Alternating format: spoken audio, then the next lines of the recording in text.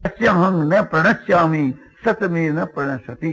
जो पुरुष सब में, भगवान कहते हैं कि सब में जो पुरुष मुझको देखता है और सबको मुझ में यानी मुझ परमात्मा के एक अंश में है और सब के वहां मुझ परमात्मा को व्यापक रूप से देखता है, उससे मैं कभी छिप नहीं सकता, उससे मैं कभी अलग नहीं हो सकता, अदृश्य नहीं हो सकता और वह मुझसे कभी अदृश्य नहीं हो सकता। वो मुझको देखता रहता है और मैं उसको देखता रहता हूं। तो ये बात सिद्ध हुई कि सब में भगवान समझ करके सबकी सेवा करना बहुत उत्तम है और सबको भगवान समझ करके सबकी सेवा करना बहुत उत्तम है। तो इस प्रकार की सेवा जो है निष्काम भाव से करनी चाहिए। ममता, अहंकार आदि जो है, राग द्वेष आदि जो है, इन सब दुर्गुणों से रहित होकर के और सबकी सेवा करना परम सेवा है। इस प्रकार से सेवा कर करके और उसके बीच के वहां समझो कि अहंकार आ जाता है कि मैंने सेवा करी, तो साधक के लिए वो अहंकार भी एक प्रकार से कलंक है। इसलिए अहंकार से रहित होकर के, ममता से रहित होकर के और कामना से रहित होकर के और आसक्ति से रहित होकर के जो सेवा करनी है वो सबसे बढ़ करके उच्च कोटि की सेवा है। योग के सिद्धांत से भी यह बात है और भक्ति के सिद्धांत से भी यह बात है, सांख्य के यानी ज्ञान के सिद्धांत से भी यह बात है। सभी सिद्धांतों से यह बात एक प्रकार से सर्वोत्तम मानी है।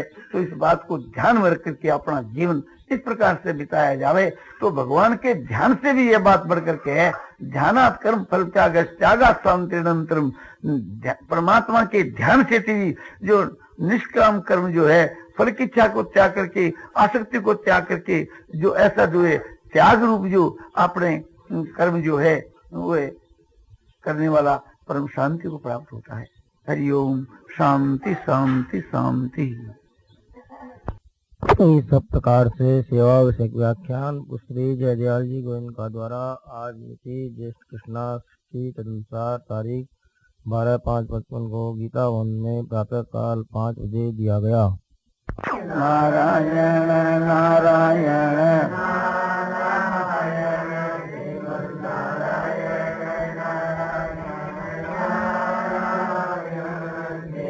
नारायण नारायण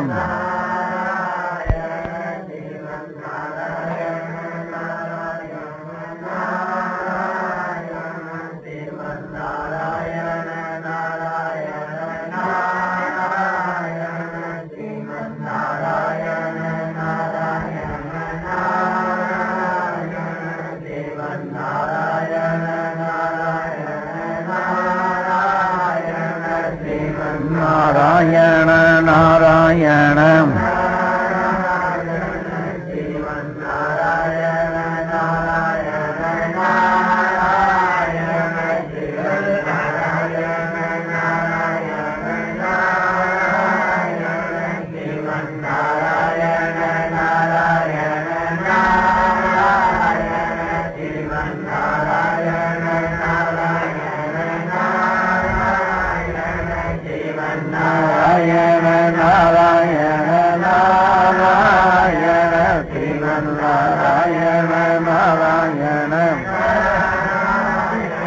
सियावर रामचंद्र की जय। मोर मुकुट वंशी वाले की जय।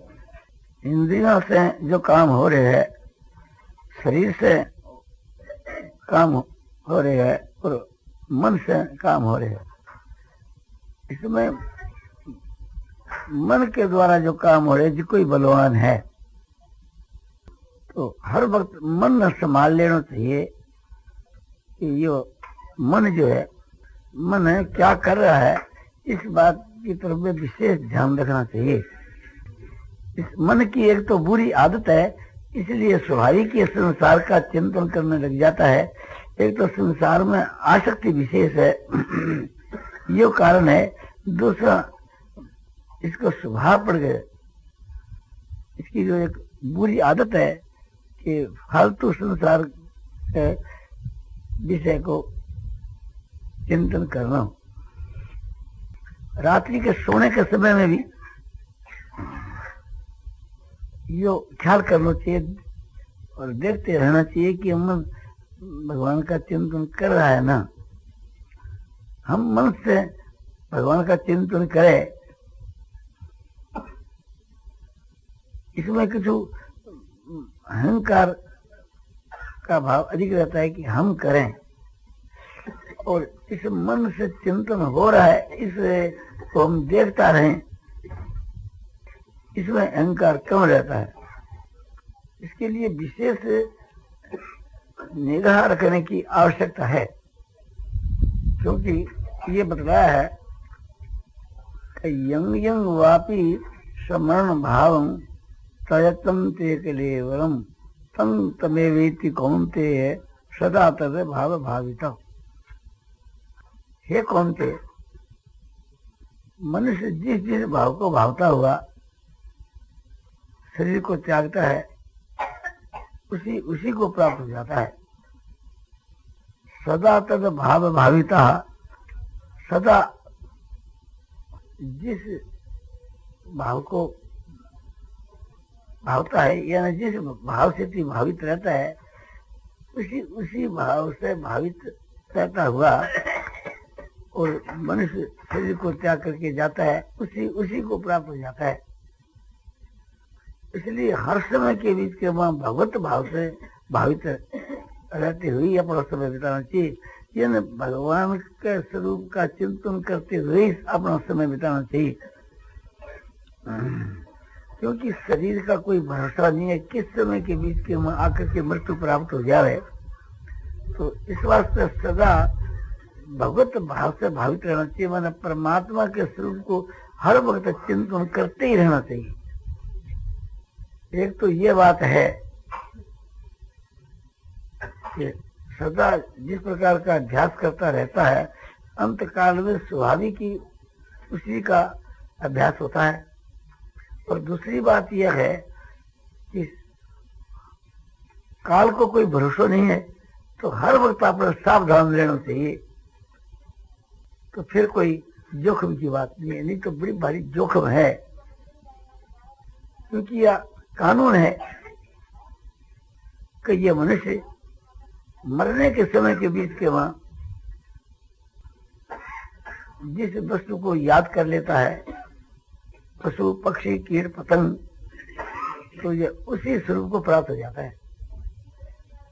मरते समय में जो देवताओं को याद करता हुआ जाता है वो देवता बन जाता है, पशुओं को याद करता जाता है वह पशु बन जाता है, पक्षियों को याद करता जाता है वो पक्षी बन जाता है।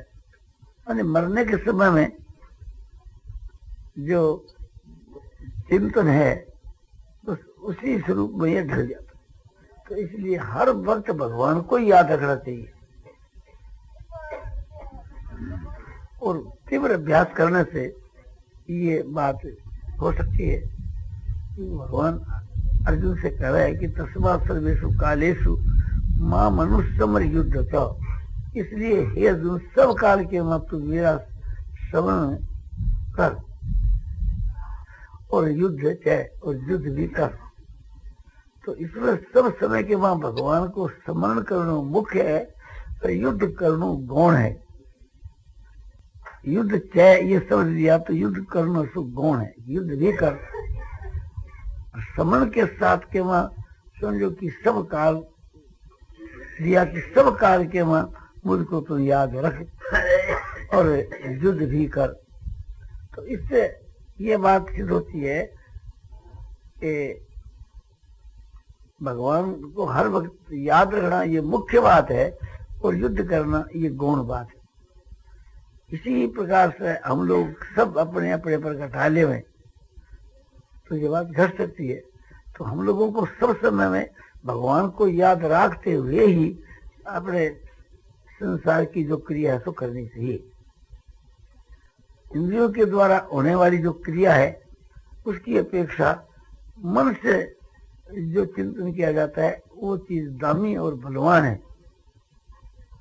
हम लोग शरीर से थी कछु काम कर रहे हैं, इंद्रियों से भी कछु काम कर रहे हैं, नेत्रों से देख रहे हैं और कान से सुन रहे हैं और स्वाभाविक जो हवा चलती है उससे का स्पर्श भी हो रहा है, बाहर की कहीं गंध आ गई तो उस सुगंधी भी आ गई, किंतु मन हमारा उस परमात्मा में लगा हुआ है तो वो बात ही प्रधान है, फिर ये गौण है। और हम वाणी के द्वारा भगवान के नाम का जप कर रहे हैं और मन से संसार का और विषयों का चिंतन कर रहे हैं, तो यहाँ मन से जो विषयों का जो चिंतन कर रहे हैं ये बात ही प्रधान मानी जाएगी।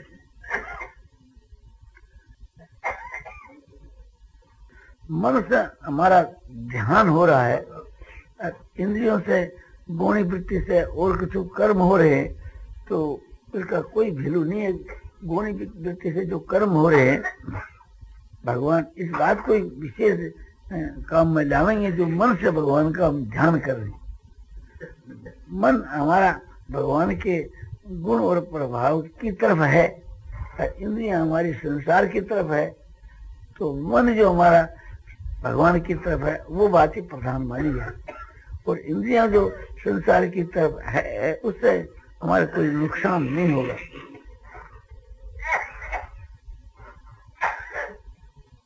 जैसे ज्ञानी महात्मा पुरुषों की इंद्रियां समझो कि विषयों में बढ़ रही है और उनका समझो कि लक्ष्य इंद्रियों के भोगों की तरफ नहीं है, उसका कोई भी वैल्यू नहीं। इसी प्रकार से हम लोगों को एकदम परमात्मा में ही मन बुद्धि लगा देना चाहिए और गौणी वृत्ति से संसार का काम हमारा अपने आप ही होता रहेगा। उसके लिए मन बुद्धि लगाने की विशेष आवश्यकता नहीं है। सदा का जो मुहावरा है इसी मुहावरे से ये सब काम होते रहेंगे। अंतःकरण की भी वृत्ति लेस मात्र रहेगी गौणी वृत्ति, किंतु मुख्य वृत्ति भगवान की तरफ रहनी चाहिए। इसको समय समय के ऊपर विचार करना चाहिए कि जिसके प्रभाव से इसका समय जो है सो बहुत ही दामी बन जाए। दामी बनने का अभिप्राय यही है कि मन बुद्धि से भगवान का चिंतन मनन होता रहे तो वो समय बहुत ही दामी है। मन बुद्धि की तरफ ख्याल रखने से जो गाफिलत के मन का समय बीतता है उसका बहुत शीघ्र ही सुधार हो सकता है। रात्रि के सोने के समय में भगवान को याद करते हुए भगवान के स्वरूप का निश्चय करके भगवान को याद करते करते हम सोएं तो बहुत रात भगवान के स्वरूप को याद करते करते सोएं और साथ के वहां यदि भगवान के गुण और प्रभाव की तरफ भी लक्ष्य रहे तो और अधिक लाभ। और भगवान क्या वस्तु है इस बात का तत्व समझते हुए हम शयन करें तो और भी लाभ की बात। जब रात्रि के समय हमारे को चेत हुए यानी टट्टी पेशाब के लिए या कोई जल पीने के लिए हम उठे तो उस वक्त देख लेना चाहिए कि मन की कैसी स्थिति है, बुद्धि की कैसी स्थिति है। यदि मन के बीच के मां कोई संसार का संकल्प है तो उस समय में घोर पश्चाताप करना चाहिए कि देखो मेरी स्थिति गिरी हुई है। तो इस पाजी मन को समझाना चाहिए कि इस संसार के चिंतन करने में तेरे को क्या है सो लाभ है, क्या फायदा होता है, इसमें तो अपना पतन ही पतन है। जैसे अपने घर में बालक को समझावे इस प्रकार इस मन को समझाना चाहिए। और विशेष करके ये मन में निश्चय करना चाहिए कि ये बात एकदम निश्चित है कि मरने के समय के बीच के मन का जैसा भाव होगा, जैसा चिंतन होगा, उसी के अनुसार उसकी गति होगी। इसलिए हमको हर वक्त सावधान रहना चाहिए, एक क्षण भी भगवान को नहीं भूलना चाहिए। चाहे भगवान के साकार स्वरूप का आप ध्यान रखें या निराकार का रखें या सगुण भगवान के स्वरूप का ध्यान रखें या निर्गुण का ध्यान रखें, बात एक ही है। भगवान का स्वरूप जो है, इस विषय में आपने आज तक जैसा समझा है, निर्णय किया है, बस उसी स्वरूप का ध्यान रखना चाहिए। उसी का फल साक्षात भगवान की प्राप्ति है। ये विचार भी कभी कभी करना चाहिए कि ये मनुष्य का शरीर मुझको किस काम के लिए मिला है और मेरा समय किस काम के बाद जा रहा है। क्या मेरा जो समय बीत रहा है ये ठीक है ना? ये तो नहीं है कि मैं एक प्रकार से भूल रास्ते चल रहा हूं। तो परमात्मा के विषय में मन है वो तो ठीक है, और परमात्मा को छोड़ करके और किसी भी काम के वहां मन है तो हमारे लिए वो जोखिम की बात है। जब हम समझ गए तो फिर एक प्रकार ये जोखिम हम क्यों उठावें? कोई भी आवश्यकता नहीं है। किसी के समझो कि मुलाजिम में आकर के यानी एक प्रकार से किसी के दबाव में आकर के या किसी के संकोच में पड़ करके और हम अपने समय का दुरुपयोग करेंगे तो इसका नतीजा हमारे लिए बहुत ही खराब हो। परमात्मा की प्राप्ति के विषय में परमात्मा की जो समृद्धि है हर वक्त, वो सबसे बढ़कर के साधन है। इससे बढ़कर और कोई भी साधन नहीं है। स्त्री, पुत्र, धन, रुपया, इनके साथ के वहाँ हमारा कोई नित्य संबंध नहीं है। ये अपना माना हुआ संबंध है, बनाया हुआ संबंध है, वास्तव के वहाँ संबंध नहीं है। वास्तव के वहाँ हमारा संबंध जो है वो तो भगवान से है। इसलिए हर वक्त हमको भगवान को ही याद रखना चाहिए। भगवान के साथ तो हमारा संबंध है ही, हम उसको भूल गए हैं और कोई नया संबंध उसे स्थापन नहीं करना है। भगवान अंशी हैं और हम उनके अंश हैं। भगवान हमारे स्वामी हैं और हम उनकी सेवक हैं। तो भगवान को मालिक समझ करके, स्वामी समझ करके और हर वक्त उसको याद रखना। यदि भूल हो जाए है तो इसके लिए भगवान से भी मदद लेनी चाहिए। भगवान से भी बार बार ये प्रार्थना करनी चाहिए कि प्रभु मेरा मन बड़ा भाजी है, विचार के द्वारा तो मैं आपका ही ध्यान रखना चाहता हूँ, आपका ही सम्मान करना चाहता हूँ, किंतु इसकी बुरी आदत पड़ गई, इसलिए मैं अधिकांश में भूल जाता हूँ। तो इसके लिए मैं ये आपसे मदद चाहता हूँ कि मेरा बराबर ध्यान बना रहे, आपका चिंतन हर वक्त बना रहे, यही मैं आपसे प्रार्थना करता हूँ। आपके माँ मेरी जो श्रद्धा कमती है, प्रेम कमती है, ये इसमें प्रधान कारण है। और मैं अपने विचारों के अनुसार कुछ चेष्टा तो करता ही हूँ, किंतु सफल नहीं हो रहा हूँ। इसलिए मैं आपसे ये मदद चाहता हूँ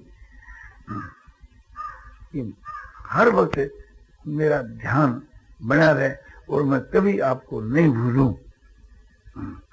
मैं जिस काम को बुरा समझता हूँ विचार के द्वारा, और आपसे मैं प्रार्थना करता हूँ कि आप इस खराब चिंतन से मुझे हटाइए, और मैं भी हटना चाहता हूँ और आपसे प्रार्थना भी करता हूँ और आप मदद भी करते हैं।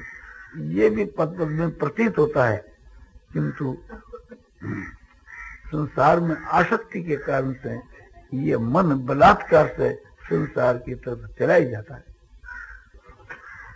ऐसी परिस्थिति के बीच के मां स्व आपकी शरण के, स्व आपकी मदद के और दूसरा उपाय समझ में नहीं आता।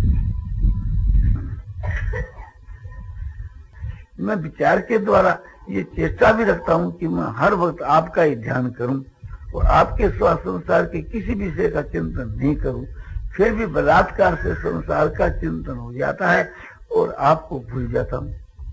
तो ऐसी परिस्थिति के मैं एक से स्व आपकी मदद के बिना और कोई भी उपाय नहीं।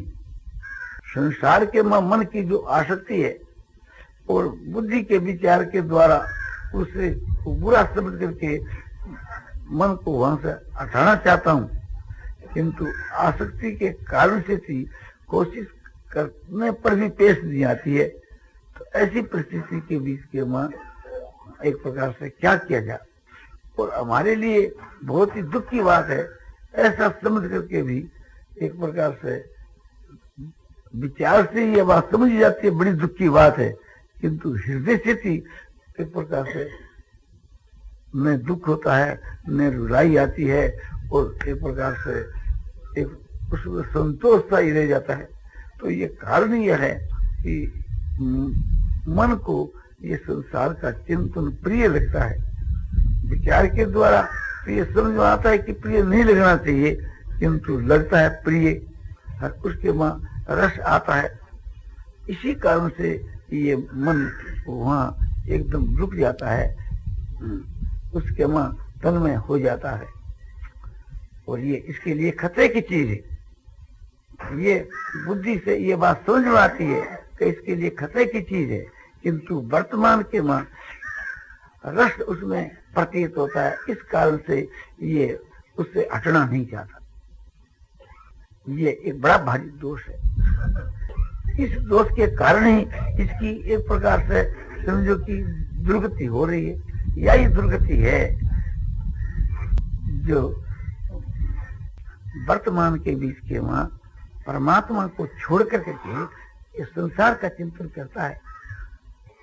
इसका नतीजा बहुत ही खराब। बारंबार इस विषय में विचार करना चाहिए। मुझको क्या तो रुपयों से संबंध है, क्या शरीर से? न तो रुपयों के साथ में हमारा संबंध न शरीर से और न विषय भोगों से और न किसी चराचर प्राणी से। ये जो हमारा संबंध है क्षणिक है और वास्तव के माना हुआ है और अनित्य है, किंतु ऐसे होने पर भी संसार का चिंतन करते हुए यदि मृत्यु होगी तो इसकी दुर्गति हो। वर्तमान में भी इसकी दुर्गति है, पतन ही है, और परिणाम भी इसका बुरा है। इन सब बातों को विचार करके और भगवान के सन्मुख होकर बारंबार रोना चाहिए, पश्चाताप करना चाहिए, और हृदय के बीच के वहां एक इस विषय का अनुभव होना चाहिए। ईश्वर ने हम लोगों को जो विवेक दिया है और जो शक्ति दी है, वो हमारे देखते देखते और समझो कि हमारा समय जो है व्यर्थ सो जा। हमारी जो शक्ति है वो एक प्रकार से थी व्यर्थ सो जा रही है। हमारा जो विवेक, हमारी जो बुद्धि, ये सब एक प्रकार से थी हमको धोखा दे रही। बुद्धि साथ साथ में चिता है, ये भगवान की बड़ी दया है, किंतु उस चेतावनी के अनुसार कार्य नहीं हुआ। इसलिए बड़ी दुख की बात है। इस प्रकार से थी मन में दुखित होकर करके और विशेष कोशिश करनी चाहिए, नहीं तो महान हानि है।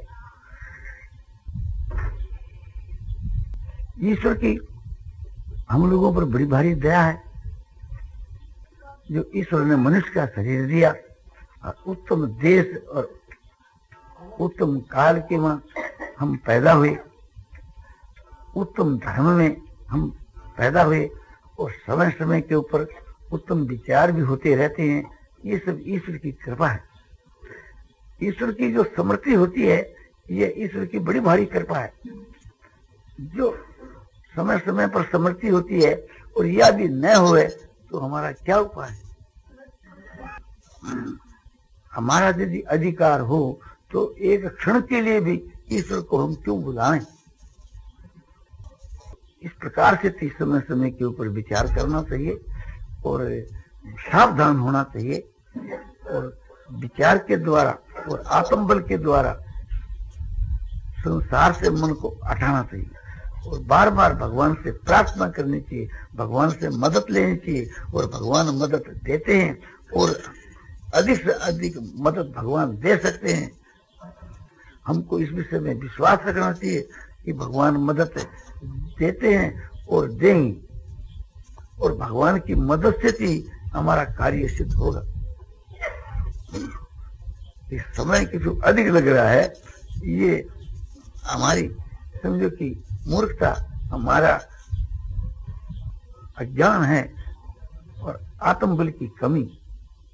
तो इसके लिए भगवान से प्रार्थना करनी चाहिए कि भगवान हमारे को शक्ति देवे, ज्ञान देवे, विवेक देवे, जिसके प्रभाव से हम भगवान को एक क्षण भी नहीं भूलें। पर उससे हम जो सहायता चाहते हैं केवल इस विषय के मां कि भगवान का हर वक्त स्मरण होता रहे, भगवान के मां हमारा प्रेम हो, भगवान के मां हमारा विश्वास हो, भगवान का चिंतन हो, भगवान की प्राप्ति हो।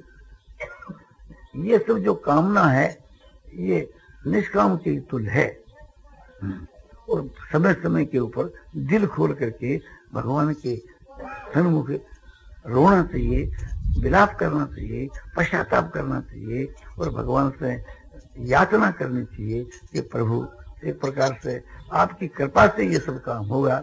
मैं बिल्कुल कमजोर हूँ, मैं एक प्रकार से बहुत ही कमजोर हूँ, मेरा विचार किसी चलता नहीं है, आसक्ति के कारण से ये हमारे में अज्ञानता है। अध्यात्म विचार संबंधी व्याख्यान श्री जयदयाल जी गोविंद का घरा आज मिति ज्येष्ठ कृष्णा सप्तमी तदनुसार तारीख 12/5/55 को गीता भवन में प्रातःकाल 5 बजे दिया गया।